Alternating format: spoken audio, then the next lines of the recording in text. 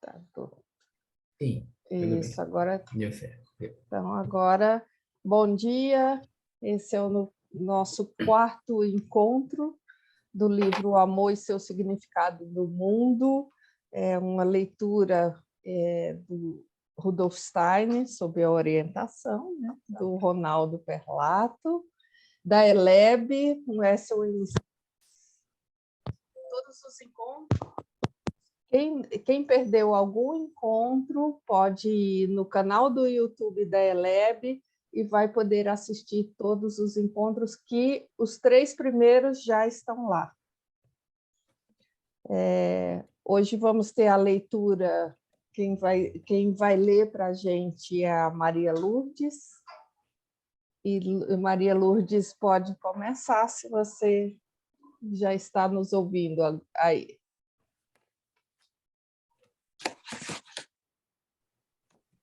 É a página Na 27, página 27. 27 do livro, e o título do capítulo é Nervosismo e Autoeducação.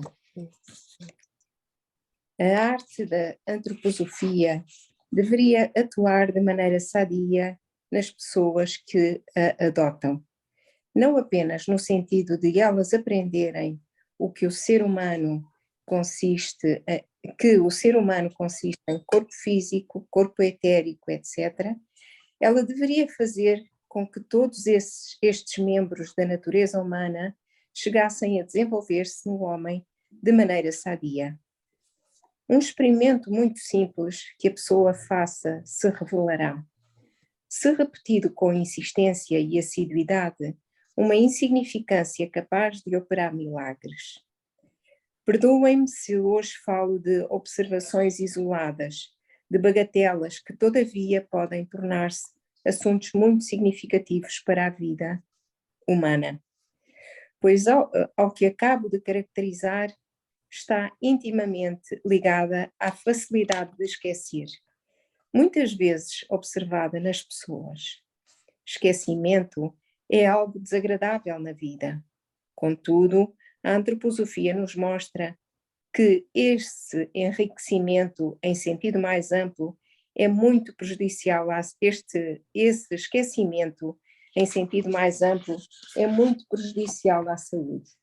Por mais estranho que pareça, é pura verdade o seguinte: muitos arrebatamentos da natureza humana, frequentemente próximos de estados patológicos, poderiam ser evitados se as pessoas fossem menos esquecidas. Alguém poderia dizer: mas os seres humanos são esquecidos. Quem é que pode abster-se completamente do esquecimento? Uma boa visão geral da vida tornará isto facilmente compreensível. Sugerimos um caso bem comum, o caso de um homem que sempre se surpreende por esquecer onde colocou as coisas das quais precisa. Isto é algo que acontece na vida, não é mesmo? Uma pessoa nunca encontra seu lápis, outra não acha as abotoadoras que haviam tirado à noite, abotoaduras que havia tirado à noite. Eu não sei o que são abotoaduras, mas abotoaduras. Isso era uma coisa antiga, né, que fazia parte da indumentária masculina. Você tinha a camisa de manga comprida botões de punho. E colocava... Não, sei. não é o botão da camisa, era uma abotoadura que era uma coisa mais, né, um símbolo, meio como se fosse um anel, que você fechava. Mas isso hoje em dia não faz mais parte da indumentária. Mas eu ainda tenho. Só os mais do antigos meu ainda pai. têm essa visão. Eu tenho do meu pai, e nós aqui em Portugal dizemos botões de punho, porque são umas coisas que se retiram até... algumas pessoas colocavam, por exemplo, em ouro, em prata, em ouro não sei, mas em prata. Exato. Sim, ok, abotoaduras que haviam tirado à noite, etc. Parece estranho e trivial falar destas coisas, porém são coisas que acontecem. Observando o que nos ensina a antroposofia, temos um exercício muito bom para cada um por si conseguir, pouco a pouco, eliminar esse tipo de esquecimento recém-caracterizado. Façamos o seguinte: suponhamos que uma senhora deposita à noite seu broche ou um homem suas abotoaduras, em qualquer lugar, e perceba que na manhã seguinte não encontra mais as peças. Poderíamos dizer que, neste caso, seria fácil acostumar-se a colocar as coisas sempre no mesmo lugar. Contudo, não será possível fazer isto com todas as coisas, mas em todo o caso, não pretendemos falar neste momento dessa maneira de alguém se curar, e sim de um método bem mais eficaz. Suponhamos então que uma pessoa que tenha descoberto esse seu esquecimento diga a si mesma: colocarei. Desculpem. Desculpem que eu estou a receber aqui uma chamada e tenho que. Ai.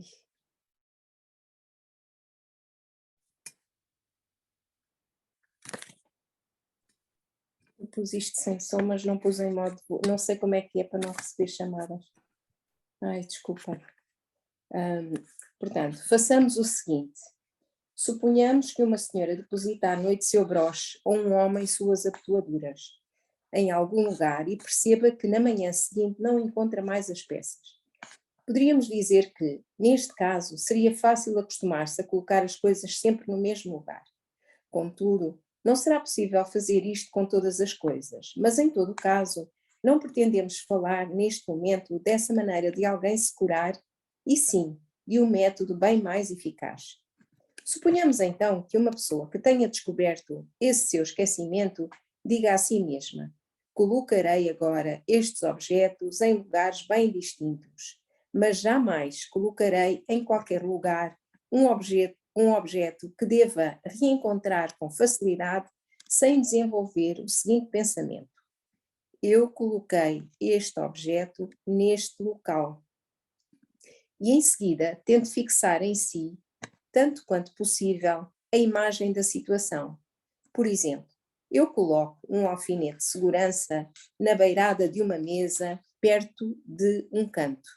Coloco ali com este pensamento: eu estou colocando este alfinete neste canto, perto do ângulo reto que o canto forma e cuja imagem eu fixo em mim.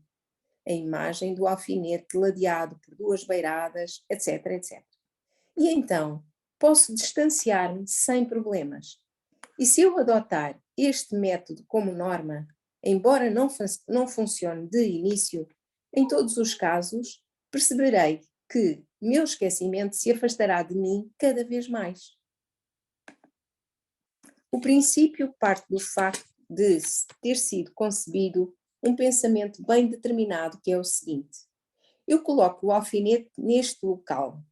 Relacionei meu eu com o ato executado e, além disso, acrescentei uma imagem. Imaginação nos pensamentos que acompanham o meu atuar, representação imaginativa e, além disso, o ato de pôr os fatos em relação com o meu cerne essencial.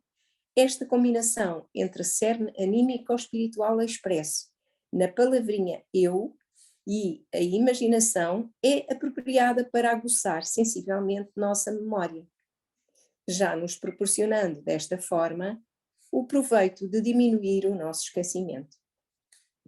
Porém, se fosse somente este o resultado de tal esforço, talvez não valesse a pena fazer muito caso.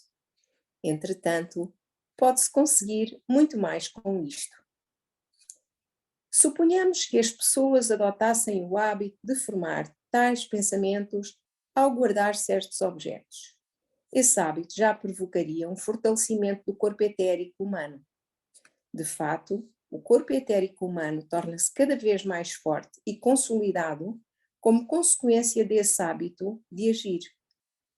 A antroposofia nos ensinou que o corpo vital ou etérico deve ser, de certa forma, considerado o portador da memória.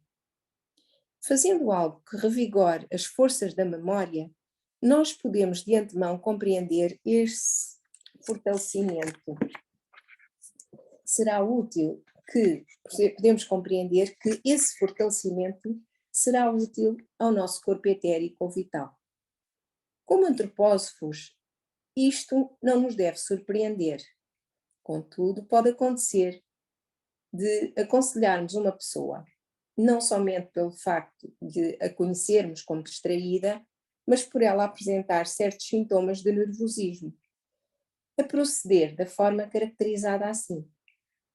Propomos a uma pessoa, sempre irrequieta e nervosa, acompanhar a colocação de objetos com pensamentos, conforme indicamos, e veremos que não somente diminuirá seu esquecimento, mas também, como consequência do fortalecimento do seu corpo etérico, gradualmente ela perderá certos estados nervosos. Com isto, a vida terá fornecido uma prova de estarem corretas as afirmações que fazemos sobre o corpo etérico, pois se tratarmos nosso corpo etérico de forma apropriada, ele nos mostrará disposto a assumir essas forças. Então será correto o que dizemos dele, e a vida também nos mostra que isto é sumamente importante. Maria Luz, aqui podia parar um pouquinho? Tem alguém que tem alguma pergunta? Então, este texto, na realidade, ele está nos chamando a atenção o que a antroposofia fala, né? Que é da Eu estou a ouvir muito baixo, Ronaldo. Estou a ouvir o teu som muito baixinho. Não sei se todos estão ou não. Para todos está baixo? Não, acho que não. Para mim está normal. Tá normal. Talvez você possa aumentar o som do seu aparelho. Já sei. Obrigada. Então, antes de eu falar, acho que o Edson levantou a mão? Quer concluir, Ronaldo? Fica à vontade. Depois não, pode falar. Pode fazer a pergunta que depois eu faço. Não, tá bom. Ele faz, logo no início da leitura de hoje, ele faz uma... Eu estou tentando achar aqui. Ele fala que essa questão do esquecimento ele causa muitos arrebatamentos. Eu queria entender melhor essa... Deixa eu ver se na minha edição anterior está arrebatamento. Eu não estou conseguindo achar, mas é que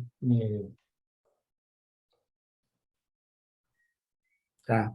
Arrebatar é tirar, né, do ponto de equilíbrio, eu entendo, né? É isso que ele quer dizer, né? Tá. E aqui nós falamos da quadrimembração, né, do modo como a antroposofia vê o ser humano completo, né, que seria o corpo físico, corpo etérico, corpo astral e eu. E, para a antroposofia, o corpo etérico, que é um corpo de repetição, e a vida se mantém na repetição, né? Você produz uma célula, repete dentro da característica dos órgãos, então você tem uma memória celular. Isso está no nível físico, mas vai também para o nível anímico, né? Para o nosso nível como na parte mais da alma, como se expressa. E aí a importância de nós termos o cuidado com a memória. Uhum. Nós não perdemos a memória na realidade, né? Quando ocorre uma experiência de quase morte, a pessoa lembra toda a sua vida porque tudo está registrado. Só que, em função da nossa necessidade de estarmos acordados no ambiente, nós vamos meio que hierarquizando a memória. E isso, principalmente, olha, o Steiner falou isso nessa época, né? Quando ele escreveu esse livro. Imagina hoje quando que nós temos isso era 1912, né? 11 de janeiro de 17 de dezembro de 1912. Desculpa, 11 de janeiro de 1912 foi essa palestra. Então, imagina a quantidade de informações que um ser humano tinha naquela época. E a quantidade de informação que nós temos hoje. Isso faz naturalmente com que nós tenhamos uma certa hierarquização da memória, só que como cada vez mais a vontade é fraca, a memória nós esquecemos mais facilmente, né? Temos uma intoxicação de informações. E às vezes esquecemos questões importantes. Então, o que ele sugere é que esse exercício, que é tão simples, que é você toda noite pegar um objeto importante e colocar num local diferente, justamente para que eu possa estimular a memória, mas o importante é o que ele fala, o meu eu tem que estar presente. Porque normalmente, muitas pessoas falam, onde eu esqueci? Será que eu tranquei a porta de casa? Será que eu fechei o gás? Porque nós fazemos as coisas automaticamente. Nós não trazemos o nosso eu presente. E um grande auxiliador da memória é a observação. Então, nós vivemos muitas coisas na vida, né? E tem coisas que a gente nunca esquece, porque foi tão importante e o nosso eu estava tão presente e observando tudo que nós não esquecemos. Então, o exercício aqui é estimular a observação, que está vinculada ao eu presente, né? A uma presença de espírito, ao que é para estimular a memória. Então, se eu coloco a chave do carro num determinado local, eu vou fazer o quadro mental daquele espaço. Então, a chave está colocada numa determinada posição em relação à mesa onde ela foi colocada, que está próximo de um candelabro, está próximo de um relógio. Então, eu faço essa imaginação. Junto, né, eu faço um quadro de observação e isso, com certeza, vai estimular a minha memória. Como ele fala, não quer dizer que vai funcionar sempre, que vai de imediato começar assim, mas se eu faço isso e no outro dia de manhã eu recordo a imagem do local, né, não só a chave, mas a imagem do local, então eu vou lembrar onde está o objeto e estou fortalecendo a memória. E fortalecendo a memória, uma vez que ela é baseada no corpo etérico, também vou fortalecer o corpo etérico. Tudo que estimula a memória fortalece o corpo etérico. Por isso é que nós falamos que pessoas que estão no processo natural de envelhecimento e querem preservar, né, a sua vida mental, a sua memória, um bom exercício é aprender uma nova língua. Porque aprender uma nova língua eu só posso aprender se eu estou com o meu eu presente e vou estimulando, assim, dessa forma, a minha memória. Podemos continuar?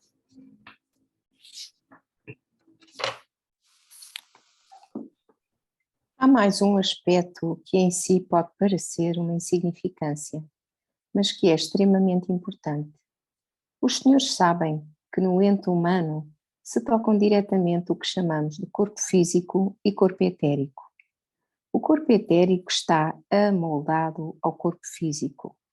Hoje em dia pode-se fazer uma observação, e isto não é tão raro, da qual as pessoas observadas em geral não se dão conta. Se tivermos no peito uma alma sadia, compassiva, sentiremos compaixão por essas pessoas ao fazermos essa observação. Ou será que os senhores nunca observaram, por exemplo, pessoas num guichê de correio ou outras que têm muita coisa a escrever, fazendo movimentos bem estranhos antes de preparar-se para escrever uma letra, como por exemplo um B, fazendo primeiro alguns movimentos no ar para depois colocar a pena no papel? Nem seria preciso chegar a este extremo, pois já se evidencia a disposição para um estado patológico quando as ocupações diárias forçam as pessoas a agir dessa forma.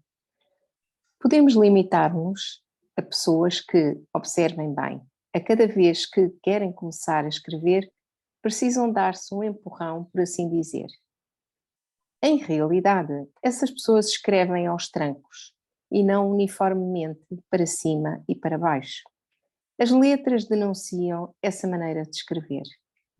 Um estado semelhante pode ser compreendido da seguinte maneira, com base nos conhecimentos da ciência espiritual. Numa pessoa perfeitamente sã em relação aos corpos físico e etérico, o corpo etérico dirigido pelo corpo astral sempre precisa ter a capacidade irrestrita de intervir no corpo físico. E este deve ser sempre capaz, em todos os seus movimentos, de tornar-se um servidor do corpo etérico. Se o corpo físico começar a executar movimentos por conta própria, excedendo o que a alma possa querer, o que o corpo astral possa querer, então resultará uma condição doentia, uma preponderância do corpo físico sobre o corpo etérico. Em todas essas pessoas que acabamos de descrever, trata-se de uma fraqueza do corpo etérico, motivo pelo qual este já não é capaz de dirigir o corpo físico de maneira perfeita. Então, Ronaldo, por exemplo, isto é o que acontece em algumas situações de doença em que há movimentos... repetitivos, né?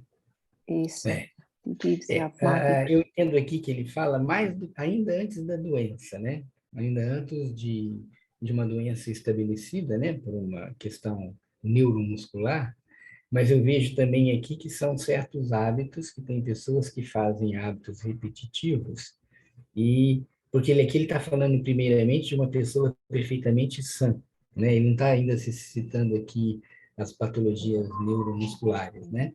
Mas são pessoas em que, por terem um enfraquecimento do corpo etérico, o corpo etérico, então, ele se coloca à disposição do corpo astral. O corpo astral é que traz movimento, né? A memória está no corpo etérico, mas as sensações e movimentos estão no corpo astral, e isso é uma cadeia, né? Então, o corpo astral atua sobre o etérico atua sobre o físico, e nós vamos ter gestos que são compatíveis. E o eu entra nessa linha porque nós temos gestos pessoais, né? Existem gestos que são muito identificados com o indivíduo. Se você observa a pessoa, né, como uma pessoa fala, como uma pessoa movimenta as mãos, como ela faz o movimento, você vê essa cadeia, né? O eu, como individualidade, atuando sobre um movimento genérico, aí fica individualizado, corpo etérico, corpo astral. E você vê como a pessoa pega a caneta, como ela assina. E o que ele está falando aqui, que é um fato, né, bem interessante, isso que a gente vê, muitas vezes a gente não para observar, mas tem pessoas que realmente fazem algumas coisas que, na realidade, não estão na consciência. E aí o corpo físico ele está atuando acima do corpo etérico. O corpo etérico está fraco para poder transmitir essa orientação adequada. É isso que ele está falando aqui, né? Não sei, a Nina. Então, eu pensei nessa questão do déficit de atenção com dificuldade executiva. Então, a pessoa, sei lá, precisa levantar para pegar um copo d'água, só que ela não consegue mexer o corpo, apesar de estar com todas as funções físicas presentes. E o corpo que se movimenta, você falou, o corpo etérico é o que dá vida para o movimento do corpo astral, é isso? O corpo astral ele só tem sentido de produzir um movimento a partir de um corpo físico, que se não tiver o corpo etérico, ele é um corpo físico inanimado. Né? Então, não adianta você ter o astral do ambiente que não vai fazer uma pedra se movimentar, né? Porque não tem essa ligação do etérico. No ser vivo, sim, nós temos essa percepção. Eu não sei se ele vai adotar especificamente essa questão que você comentou agora, né, do déficit de atenção. Vamos ver mais um pouco, vamos ver se ele fala aqui sobre esse aspecto, né? Mas sempre tem essa ligação, né? O que ele está chamando a atenção é que o corpo etérico não atuando corretamente, o corpo físico fica como que livre para fazer movimentos que não têm um sentido, um verdadeiro sentido. Uhum. Podemos continuar? Para a visão oculta, essa relação do corpo etérico com o corpo físico é a base de todos os estados espásticos que basicamente se prendem a um domínio mais fraco do corpo etérico sobre o corpo físico do que deveria ser. E assim, o corpo físico fica livre, por assim dizer, para fazer por conta própria vários movimentos ditos involuntários. No entanto, o homem só pode ser considerado sadio em toda a sua essência se tudo o que fizer estiver subordinado à vontade do corpo astral. Contudo, há uma possibilidade de ajudar uma pessoa caso esse estado não se haja tornado excessivo. Para isso, sempre se deve contar com os fatos ocultos, ou seja, com a premissa de que o corpo etérico deve ser reforçado. E é necessário, de certo modo, crer na existência do corpo etérico. Suponhamos que o infeliz se tenha arruinado a ponto de não poder, senão fazer movimentos espásticos incessantes com as mãos antes de conseguir pôr a caneta no papel a fim de escrever uma letra.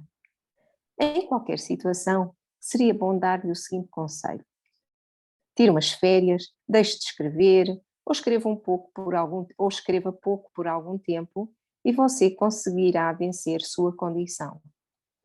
Porém, isto é apenas meio conselho.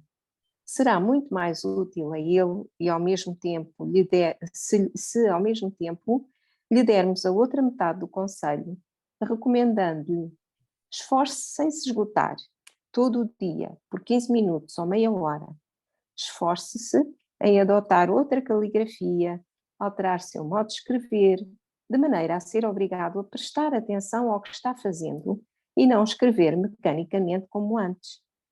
Digamos que, até agora, você tenha escrito a letra F de determinada maneira. Escreva agora mais inclinada ou mais reta, em todo caso, de outra maneira, de forma a que seja obrigado a prestar atenção. Acostume-se a desenhar as letras. Se o conhecimento espiritual fosse mais difundido, os professores não diriam àquele pobre infeliz, quando ele voltasse de férias, tendo-se acostumado a uma letra diferente: você ficou louco, mudou sua letra por completo. Reconheceriam que isso é um remédio muito importante. A pessoa, ao alterar sua letra desta forma, é obrigada a prestar atenção ao que faz. E essa atenção sempre significa que ela está unindo sua mais íntima essência à sua ação. Por outro lado, tudo que une nossa essência à nossa ação reforça nosso corpo etérico ou vital, e com isto nós nos tornamos pessoas mais sadias. Não seria tão tolo se já na educação em geral e na escola se procurasse conseguir de maneira sistemática certo fortalecimento do corpo etérico na juventude. A antroposofia tem uma proposta a apresentar, embora esteja convencida de que muito tempo ainda passará até sua aceitação. Pois ainda por muito tempo a antroposofia será considerada uma sandice por aquelas pessoas competentes que estão à frente da educação. Mas isto não importa. Suponhamos que se comece por ensinar às crianças certa maneira de escrever e depois de elas terem escrito desta maneira por alguns anos, coloque-se empenho em fazê-las alterar sem mais nem menos o caráter das letras. Tal modificação da escrita e a intensa atenção que isto requer teria uma influência eminentemente fortalecedora sobre o corpo etérico em desenvolvimento e muitas das condições nervosas não se apresentariam nos adultos. Então deixaria de ter sentido aquela arte, não sei se é ciência, que estuda a caligrafia e que relaciona com o caráter ou a maneira de ser das pessoas, ou a personalidade, não sei, que é, agora não me está a ocorrer o nome, não é? Porque se nós podemos alterar a caligrafia, deixa de ser uma coisa que muito pessoal e identifica. Grafologia, exatamente, Edson. Grafologia.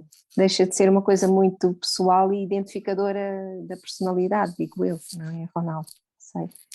Na realidade, aqui ele pede um exercício que é uma mudança de uma essência. A essência sempre vai existir, né? Mas, na realidade, o que, no fundo, ele chama a atenção, de novo, é o eu presente. Então, quando eu definitivamente mudo uma caligrafia, durante um período, se eu mudo, eu estou mudando uma essência, né? E eu posso realmente melhorar a minha...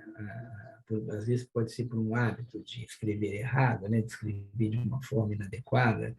Então, sempre o que ele chama a atenção neste exercício é você estar presente. E esse é um estímulo, né? Então, interessante nós pensarmos nisso aqui para uma pessoa ansiosa. Então, você pode falar, ó, vai tirar férias, faz um sabático, tudo faz parte, mas o que é possível, a própria pessoa fazer um exercício. Aqui ele escreve como caligrafia, mas eu entendo também, se nós observarmos como nós fazemos os atos, de repente, ou deliberadamente mudar o gesto.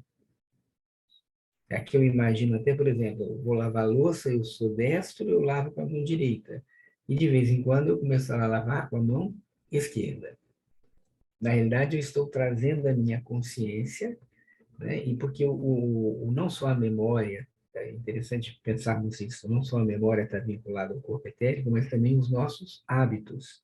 Porque o hábito é uma memória, né? É uma memória que se faz presente no gesto, no movimento. Então, se eu deliberadamente, de vez em quando, alterar isso é importante para o corpo etérico. Um exemplo simples, eu sou destro, eu só como com a mão, o garfo está na mão direita. Então, eventualmente, durante um período, eu passo a usar o garfo na mão esquerda. Isso vai me fazer, inclusive, perceber o movimento que eu faço, o gesto bonito que é pegar um alimento com o garfo e levar na boca, né? Nós nem percebemos isso. E para quem come muito rápido, que já é um sinal de ansiedade, é interessante trocar a mão, né? Comer com a mão esquerda.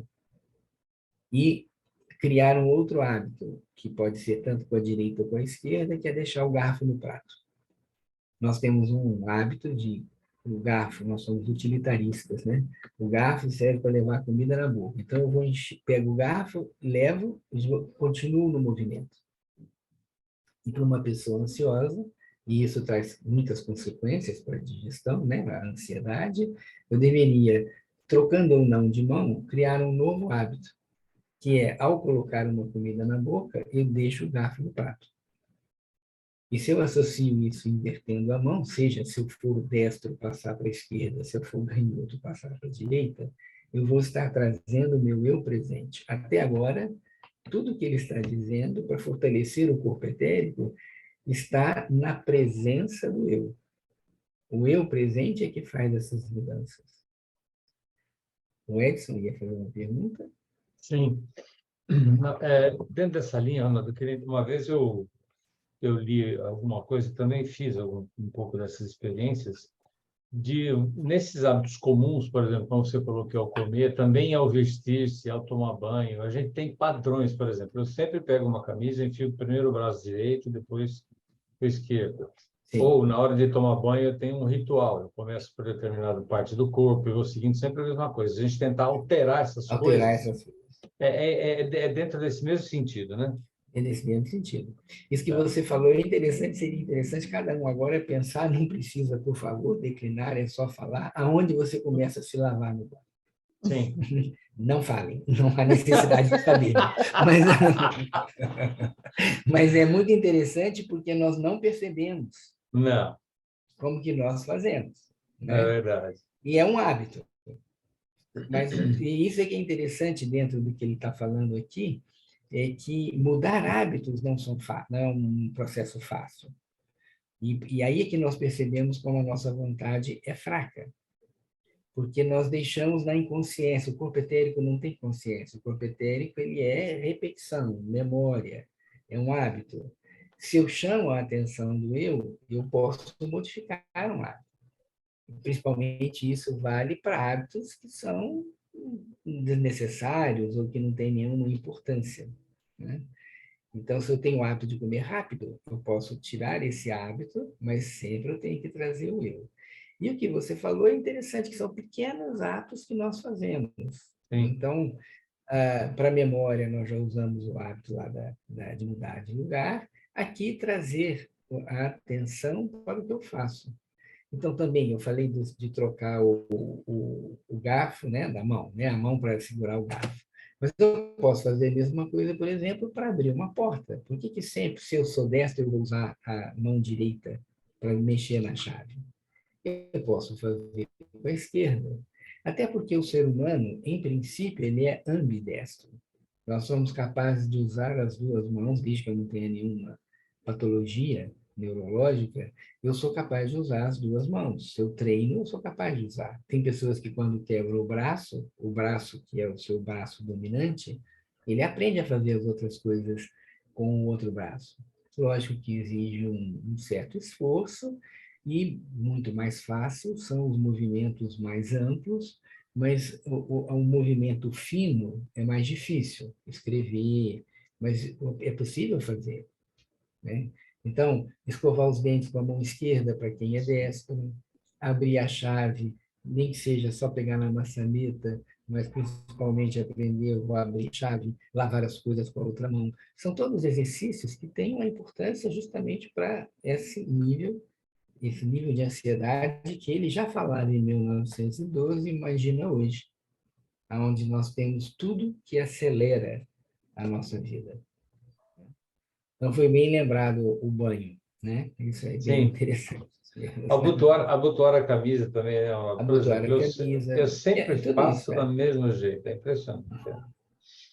Você trouxe a luz, né? Trouxe a nossa consciência, que nós fazemos exatamente assim.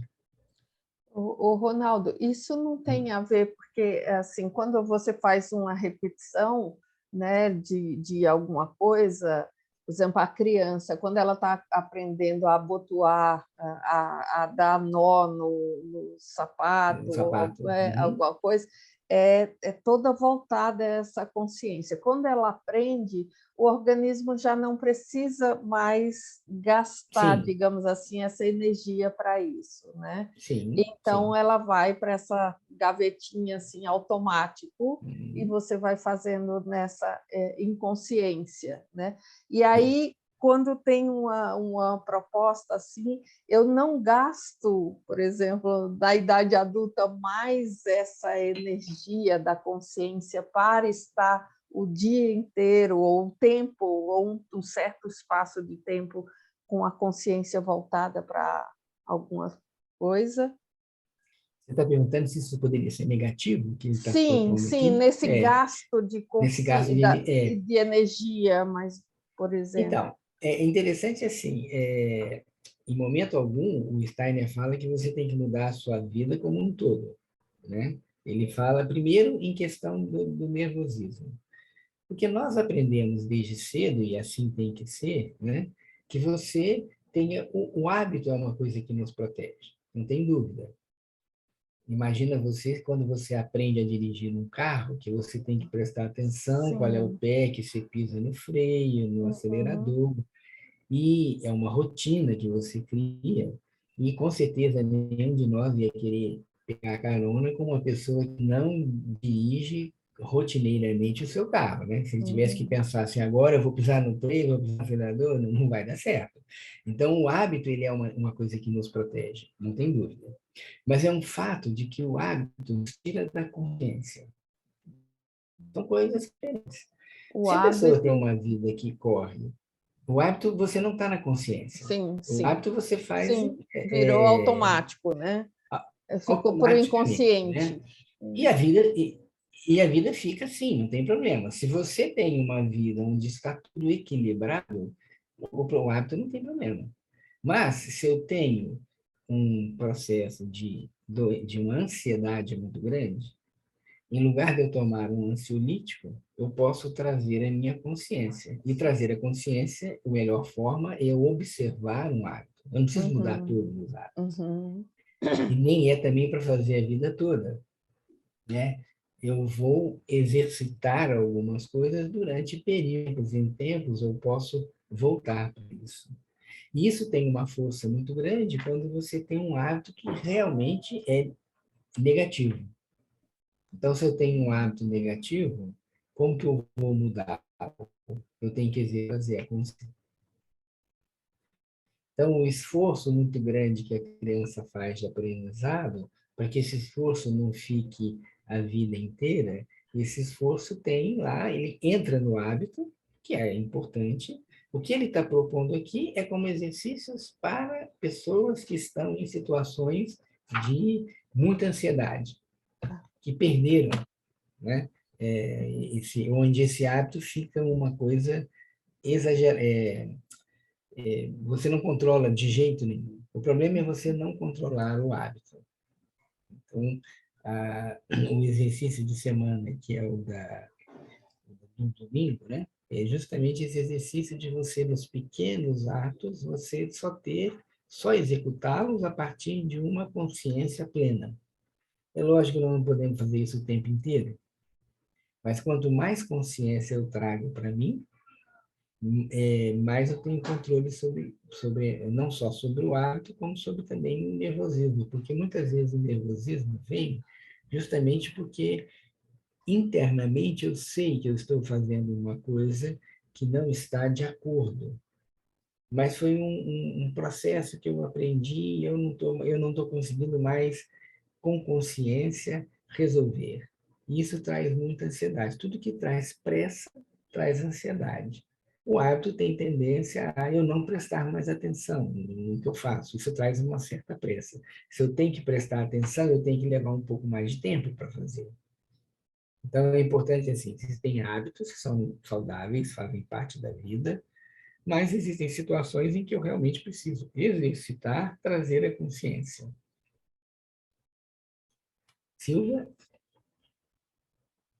Eu não sei se eu vou, desculpe, eu não sei se eu vou devagar muito, mas nosso corpo, da forma como ele está estruturado hoje, porque a consciência, ela exige uma, eu posso ser redundante aqui, né, mas ela exige uma concentração, ela exige um esforço. Então, esse estado de consciência plena, que muitas vezes até através de mindfulness, né, as pessoas trazem, a seguinte questão: o nosso corpo, da forma como ele é hoje, ele está preparado para esse estado de consciência constante que, em princípio, a gente prega? Eu tenho,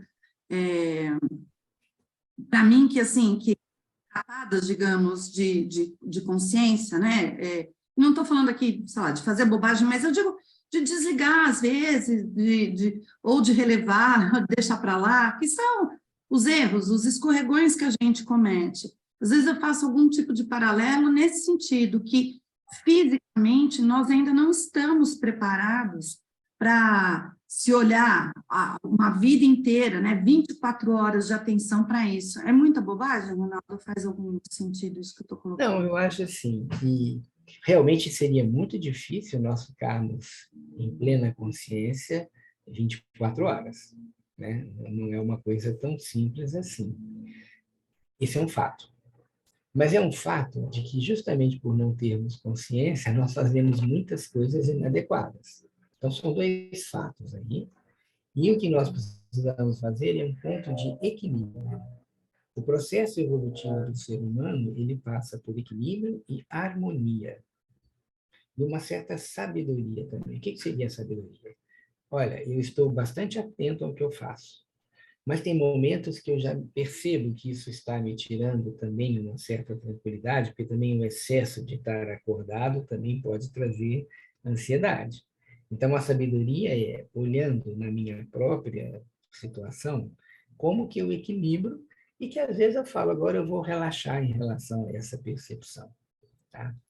Sempre isso é possível, a sua colocação me traz a imagem, Silvia, de novo da presença do eu. Não só no hábito, mas também percebendo o meu contexto. Mas nós nunca podemos esquecer que, eu já falei isso aqui algumas vezes, que só o ser humano é capaz de autodeterminação, mas justamente por ter autodeterminação, ele é o único ser vivo que é capaz de autoengano. Então, nós precisamos ter cuidado para que o autoengano não nos impeça de fazer um processo de desenvolvimento. E o corpo físico, hoje, ele realmente é mudado em relação ao que era anteriormente, mas ele é uma consequência da ação do nosso corpo etérico e do nosso corpo astral. E isso é uma coisa interessante. Quer dizer, se eu uso o meu corpo astral de forma inadequada, com desejos, impulsos, paixões, se eu não cuido do meu etérico com hábitos que não são corrigidos, isso vai ter um impacto no corpo físico, qual seja a época que eu esteja. Então, não é só uma questão do corpo físico, é uma questão da nossa estrutura quadrimembrada com um maior ou menor grau de consciência. Então, quando nós olhamos nisso na biografia, que é importante a gente olhar pelo ponto da biografia, eu não posso exigir que um jovem tenha essa mesma consciência de uma pessoa adulta ou mais madura e que vá trabalhando os hábitos. Quer dizer, tudo de novo volta à questão da harmonia e da sabedoria do contexto. Mas uma vez que eu seja um ser que tenha plena consciência, ou caminhe no sentido de buscar uma plena consciência, eu não posso fechar os olhos para os fatos de que, se eu realmente tenho hábitos aos quais eu não consigo controlar, isso pode trazer consequências negativas. Aqui eu não estou falando dos hábitos positivos, de higiene, não é isso, mas eu digo agora vários outros hábitos. Como que eu treino para chegar num hábito mais difícil, que precisa ser cuidado? Nessas pequenas coisas.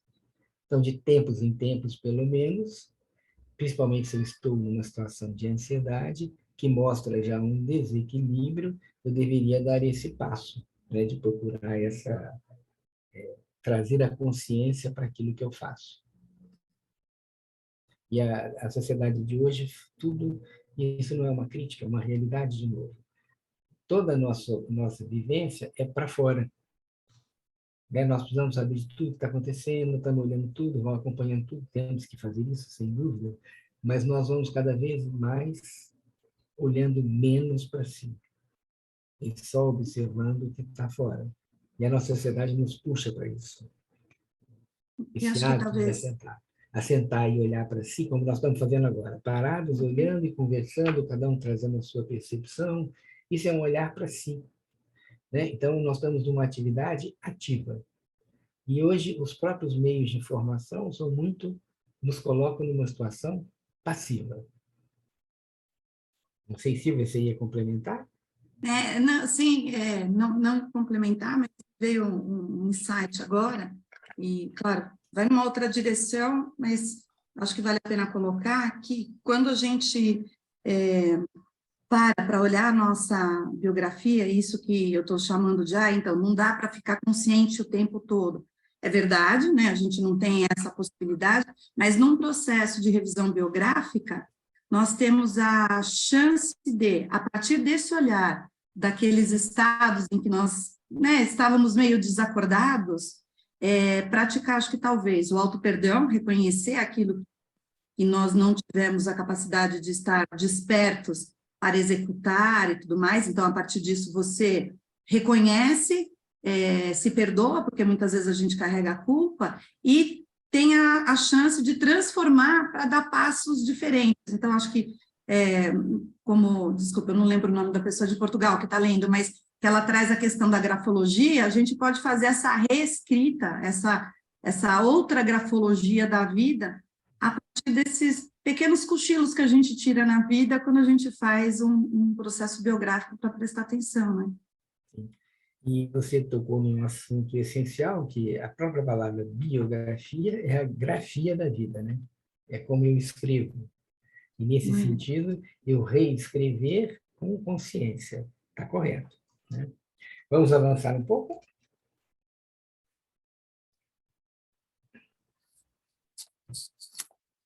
Assim se vê que é possível fazer algo para fortalecer o corpo etérico vital, o que se reveste de extraordinária importância, pois é justamente a fraqueza do corpo etérico vital que suscita em nossos dias numerosas condições realmente prejudiciais. Pode-se até afirmar, e isto realmente não é exagero, que certas formas patológicas, possivelmente motivadas por condições contra as quais, por ora, talvez não haja defesa, tomariam um rumo completamente diferente do que estão tomando com o corpo etérico enfraquecido.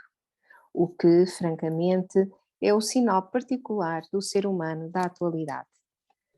Com isto, já aludimos a algo que pode ser designado como manipulação do corpo etérico. De certa forma, nós manipulamos o corpo etérico. Não poderíamos influir em algo que não existe, em algo cuja existência devemos negar veemente.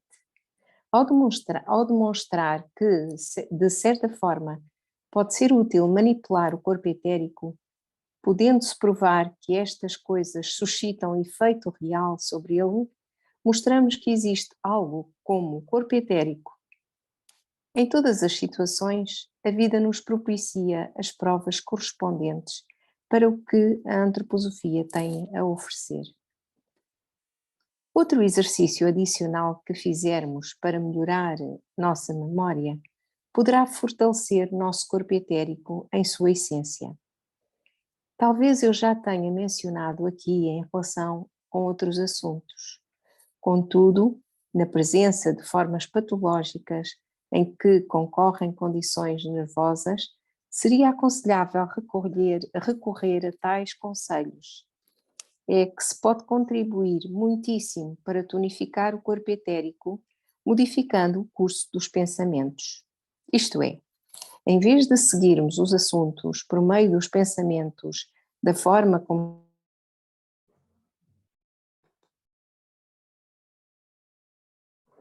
os de trás para a frente. Por exemplo, na escola somos levados a aprender uma sucessão de governantes ou de batalhas ou de outros acontecimentos quaisquer. Aprendemos em função das datas. Seria extremamente benéfico se essas coisas não fossem ensinadas e aprendidas somente na ordem comum e natural, e sim adquiríssemos o conhecimento desses dados na ordem inversa, apresentando-se de trás para frente. Isto é muito importante, pois fazendo tais exercícios de maneira sistemática, nós contribuímos novamente para um enorme fortalecimento do nosso corpo etérico. Rememorar do fim para o início tudo o que lemos de contos e coisas semelhantes, peças de teatro inteiras de trás para diante, eis algumas práticas de suma importância para a consolidação do corpo etérico. Acontece que a vida cotidiana dos nossos tempos nos mostra que todo o descrito até aqui não é praticado de maneira alguma. E isto é compreensível, pois em nossos afazeres infatigáveis nós temos pouca oportunidade de alcançar a tranquilidade que nos permita praticar esses exercícios. De maneira geral, o indivíduo que exerce uma profissão está tão fatigado ao chegar à noite que já não é capaz de estruturar os pensamentos conforme mencionado acima. Contudo, se a ciência espiritual realmente penetrar nos corações e nas almas das pessoas, poderemos notar que muitíssimo do que acontece hoje em dia poderá ser poupado, podendo assim sobrar praticamente para todas as pessoas o tempo para se dedicarem à execução desses exercícios fortalecedores. Se nós cuidarmos destas coisas, particularmente na área da educação, dentro em breve teremos a oportunidade de observar resultados extremamente benéficos. Continuo? Pode continuar mais um parágrafo, Okay. para a gente terminar. Quero mencionar mais um pequeno detalhe, que, aliás, não é de muita importância nos anos mais maduros. Todavia, se não houvermos cuidado disto durante a juventude, seria proveitoso fazê-lo na vida adulta. Trata-se do hábito de, ao mesmo tempo em que executamos certas coisas, não importa se estas deixam rastros ou não, observarmos a nós próprios. É relativamente fácil realizar isso ao escrevermos. Eu estou até convencido de que muitas pessoas deixariam de escrever de maneira tão antipática se tentassem observar cada letra em separado à medida que escrevessem, ou, ao terminar uma frase, passassem o olhar sobre o que tivessem escrito. Em outras atividades, não é tão fácil assim. Porém, à guisa de exercício, ainda podemos experimentar outra coisa, tentar observar a nós mesmos, como andamos, como levantamos a mão, como mexemos a cabeça, a maneira como damos risadas e assim por diante. Enfim, tentar formar uma imagem de nossos gestos. Poucas pessoas realmente sabem como andam, podendo convencer-se disso pela própria observação. A minoria dos indivíduos tem uma ideia de como parece ao olho observador ao andar, mas é bom fazermos algo para obter uma noção de nós mesmos, pois além do facto de que certamente encontraríamos uma porção de coisas para corrigir caso resolvêssemos aplicar esse método sem prolongá-lo demais para não incentivar em excesso a vaidade humana. Esse procedimento exerce um efeito extremamente proveitoso, tanto sobre a consolidação do corpo etérico ou vital, quanto sobre o domínio do corpo etérico em relação ao corpo astral. Obrigado, acho que aqui nós podemos parar. E ele trouxe dois aspectos interessantes, né? Que é, de novo, um hábito, que é o hábito do pensamento, e depois ele fala de observar a si mesmo para observar esses atos, né? Como andamos, como falamos, como escrevemos. Somos muito argutos, né, em observar o outro, mas muito pouco acordados para nos observarmos, né, observar a nós mesmos, né? E o exercício do pensamento, que o Steiner fala, ele é muito usado nesse exercício da retrospectiva diária, que é um processo meditativo que em todos os cursos de antropologia se ensina, que é você olhar o seu dia no sentido inverso ao do acontecimento dos fatos. Normalmente, quando nós lembramos uma coisa, nós começamos do princípio para o fim, que é o caminho natural, né, do tempo cronológico. Mas é interessante nós fazermos o exercício, que é um exercício da vontade também, porque você está me lembrando uma coisa no sentido inverso aos dos acontecimentos, ao qual nós estamos habituados a observar, mas é justamente um exercício de fortalecimento etérico. Então, o que ele sugere aqui seria, se eu li um poema, um verso meditativo, por exemplo, eu poderia memorizá-lo de trás para frente, da última frase para a primeira. Né? Isso é um exercício. E isso nós podemos fazer na vida, né? Dentro da nossa grafia diária da vida, olhando, eu terminei meu dia, antes de dormir, eu começo a lembrar dos fatos, do último fato, até quando eu acordei, de frente para trás. Né? É uma retrospectiva. O exercício funciona, não é para que eu vá ficando trabalhando com todos, para que eu fique trabalhando com todos os detalhes, né? Mas eu vou lembrar que, então eu acabei lendo esse livro, antes eu estava numa conversa, antes eu jantei, antes eu estava na rua fazendo uma compra ou exercendo alguma coisa, tive tal encontro, almocei, tive as atividades do dia, acordei. Então, esse é o exercício que pode ser treinado e melhorado sempre. Não é tão simples, muitas pessoas não conseguem fazer esse exercício, mas é um exercício que é por uma questão de hábito mesmo. Né? É um exercício de você exercitar e criar esse novo hábito. E uma única orientação prática é não fazer deitado. Muitas pessoas falam, eu não consigo fazer retrospectiva. E a primeira pergunta é, eu durmo no meio do caminho. Como é que você faz? Eu deito. É o primeiro passo para não conseguir. Né? Então, a retrospectiva você deve fazer numa posição relaxada, mas que não te favoreça dormir. E aí nós vamos avaliando o nosso dia também. Então, além de ser um exercício de vontade e de fortalecimento etérico, eu também estou fazendo um movimento de observar, assim como eu observo como eu ando, como eu pego o garfo, eu estou observando como eu estou me colocando na vida, com os meus atos, os meus pensamentos, os meus sentimentos. Então, fica aqui uma sugestão hoje, que a gente já possa começar a exercitar, pegar um objeto e colocar em outro local, fazendo uma imagem dele, né? Controlar, né? Mudar o hábito conscientemente de algumas coisas, como o garfo, e ter essa percepção também de como que eu me movimento, como que eu falo, quais são os meus gestos, e esse exercício de retrospectiva, né? São exercícios que nós já podemos contribuir para fortalecimento do etérico, mas através da presença da nossa individualidade, da nossa essência. Né?